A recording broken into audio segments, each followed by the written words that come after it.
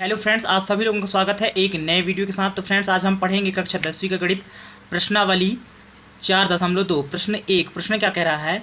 गुणनखंड विधि से निम्न द्विघात समीकरणों के मूल ज्ञात कीजिए। तो फ्रेंड्स, यहाँ पे हमें क्या करना है? गुणनखंड विधि से द्विघात समीकरण दिया है, इनका मूल ज्ञात करना है।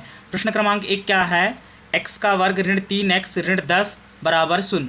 तो इस द्विघात समीकरण का हमें मूल ज्ञात करना है। चलिए यहाँ पे हम लिख लेते हैं।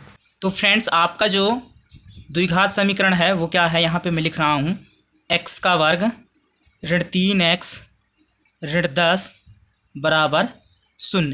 ये आप क्या है? द्विघात समीकरण है। इस द्विघात समीकरण के क्या ज्ञात करना है? हमें मूल ज्ञात करना है। कौन सी विधि से? गुणनखंड विधि से। तो फ्रेंड्स, चलिए यहाँ पे मैं लिखता हूँ हल, और इसको हम हल करते हैं। देखिए, एक बार हम इस प्रश्न को फिर से उतार लेते हैं। तो x का वर्ग ऋण 3x ऋण 10 बराबर 0 है। अब गुणनखंड विधि से जब किसी भी द्विघात समीकरण का मूल ज्ञात करना होता है तो क्या करते हैं? ये जो बीच का पद है आपका, प्रथम पद क्या कहलाया?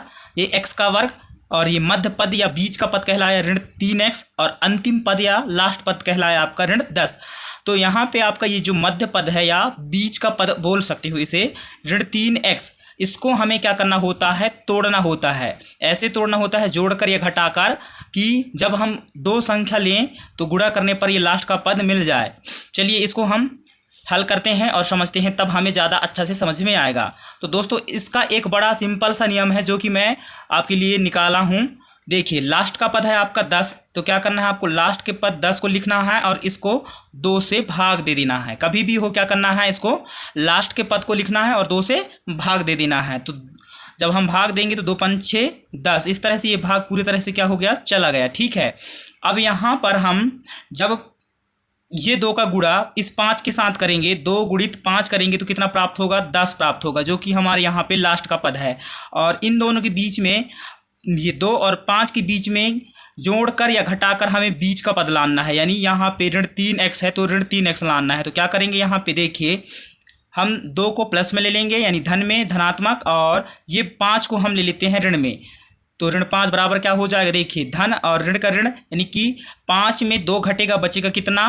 ऋण 3 बचेगा, और यहाँ पे 3x है। तो इस तरह से यहाँ पे हम क्या कर सकते हैं? इसको x का वर्ग, और यहाँ पे धनात्मक 2 लिए हैं तो धन 2, और यहाँ x है इसलिए यहाँ भी x लिख लेंगे, और यहाँ भी x हो जाएगा। उसके बाद ऋण 5 है तो ऋण 5, इसके बाद यहाँ पे 3 में x है तो यहाँ 5 में x, और ऋण 10 है तो ऋण 10। इस तरह से बराबर 0 है तो बराबर 0। एक बार ध्यान से समझिए आप। देखिए, यहाँ पर हम इस 3x को ऋण 3x को कैसे तोड़े हैं?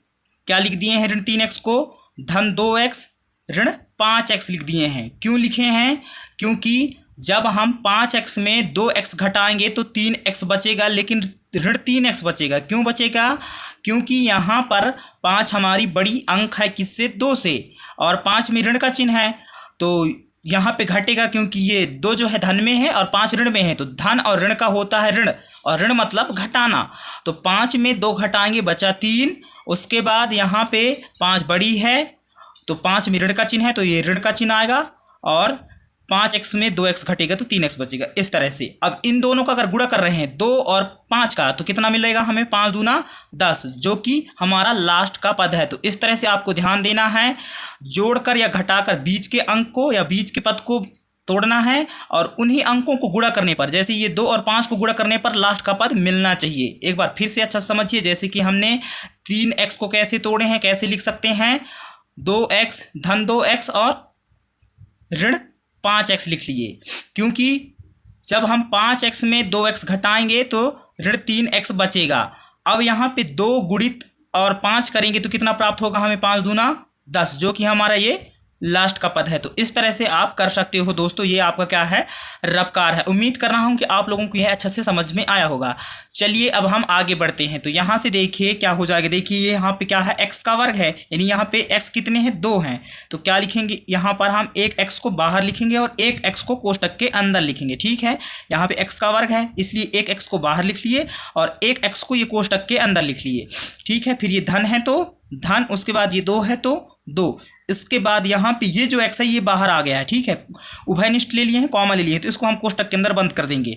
जब हम ये x का गुणा इस x के साथ करेंगे तो x का वर्ग आएगा, और जब हम इस x का गुणा 2 के साथ करेंगे तो 2x आएगा। इसलिए हम यहाँ पर 2 बस लिखे हैं, x नहीं लिखे हैं, क्योंकि इस x का गुणा 2 के साथ होगा तो 2x हो जाएगा। उम्मीद कर रहा हूं कि यहाँ आप अच्छे से समझ गए हैं। इसके बाद यहाँ पे क्या करना है, ये जो कोष्टक में आया है इसी कोष्टक को उठा के यहाँ पे लिख देना है। तो कोष्टक के अंदर क्या है, x धन 2 है, तो x धन 2 यहाँ पे भी हम लिख दिए, बराबर क्या है, 0 है, तो बराबर 0। इसके बाद ये x का गुणा आप किसके साथ करें कि ऋण 5x आए, तो x का गुणा हम ऋण 5 के साथ करेंगे तब ऋण 5x एकम ऋण 5x आएगा। उम्मीद कर रहा हूं यहाँ पे हम 5 खुद से लिखे हैं, क्योंकि हमें ये 5 प्राप्त करना है, 5x प्राप्त करना है, ठीक है। यहाँ तक तो क्लियर हो गया था, लेकिन यहाँ से क्लियर नहीं हुआ था, है ना। तो क्या किए हैं, यहाँ पे हम लिखे हैं ऋण 5, तब इस x के साथ गुणा होगा ऋण 5 का, तब आएगा ऋण 5, और ये ऋण 5 का गुणा होगा किसके साथ, धन 2 के साथ, तो ऋण और धन का ऋण और 5 का गुणा होगा 2 के साथ, तो 5 दूना 10। तो इस तरह से ये हो गया आपका, ठीक है। यहाँ तक उम्मीद कर रहा हूँ कि आप लोग समझ गए होंगे। अब यहाँ से क्या करना है, देखिए ये दोनों सेम है, x धन 2 और x धन 2, तो इन दोनों क्या ले लेते हैं, उभयनिष्ठ यानी कॉमा ले लेते हैं, ठीक है, कॉमा ले लिए। अब यहाँ से हम इसको लिख देते हैं यहाँ पर x धन 2 एक बार लिखते हैं, जिसका उभयनिष्ठ लिया जाता है, तो x धन 2 का उभयनिष्ठ लिए हैं, इसको एक बार लिखेंगे, क्योंकि यहाँ पे ये 2 है तो इसको हम उभयनिष्ठ ले लिए। इसके बाद क्या बच रहा है, ये x बच रहा है, तो x, उसके बाद ऋण 5 बच रहा है, तो ऋण 5, फिर बराबर 0 है, तो बराबर 0। अब हमें क्या ज्ञात करना है, मूल्य ज्ञात करना है। तो सबसे पहले क्या करेंगे, x धन 2 बराबर 0 मान लेंगे, ठीक है, ये x धन 2, उसके बाद बराबर ये 0 मान लिए। फिर यहाँ पे हम पक्षांतरण करेंगे, पक्षांतरण करने पर ऐसे लिख लेना है आप, पक्षांतरण करेंगे तो क्या हो जाएगा, x धन 2 बराबर 0, ठीक है।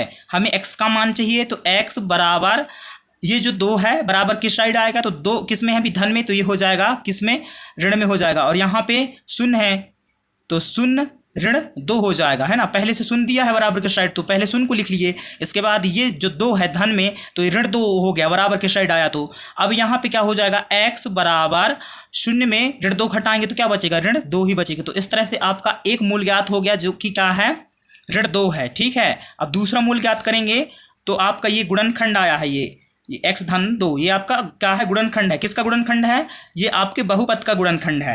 अब एक गुणनखंड क्या है, x ऋण 5 है, तो इसको भी यहाँ पे हम लिखेंगे x ऋण 5 बराबर 0, ठीक है। इसके बाद यहाँ पे हम इसको भी क्या करेंगे, पक्षांतरण, तो यहाँ पे आप लिख लेना, पक्षांतरण करने पर, मैं पक्षांतरण बस लिख दे रहा हूँ। अब यहाँ पर इसको जब हम हल करेंगे, पक्षांतरण करेंगे, तो x ऋण 5 बराबर 0 हो जाएगा। फिर हमें x का मान चाहिए, तो x बराबर 0 है तो 0, और ये 5 को बराबर के साइड ले जाएंगे, तो 5 अभी ऋणात्मक में है, ये हो जाएगा धनात्मक में, तो 0 धन 5 हो गया। तो x बराबर क्या आएगा, 0 में 5 जोड़ेंगे तो 5 ही आएगा। तो इस तरह से आपका दूसरा मूल क्या आ गया, 5 आ गया। तो दोस्तों यहाँ पे आप लिख सकते हो, अतः द्विघात समीकरण, आपका द्विघात समीकरण क्या दिया है, x का वर्ग ऋण 3x ऋण 10 बराबर 0 के मूल्य कौन कौन है, एक तो आया है ऋण 2, तो यहाँ पे लिखिए ऋण 2, और कौन है, 5 है। यहाँ पे देखिए x बराबर आया है 5, तो यहाँ पे 5 हैं। यही है आपका क्या आंसर। उम्मीद कर रहा हूँ दोस्तों कि आप इस तरह के सवालों को हल कर लेंगे। स्क्रीनशॉट ले लीजिए। अगर आपको मेरे द्वारा पढ़ाया गया वीडियो समझ में आता है तो प्लीज़ चैनल को सब्सक्राइब कीजिए, वीडियो को लाइक कीजिए और सपोर्ट कीजिए। Thank you so much. और अपने दोस्तों के पास भी मेरे वीडियो को शेयर कीजिए। मिलते हैं एक नए सवाल के साथ, एक नए वीडियो के साथ। Thank you so much.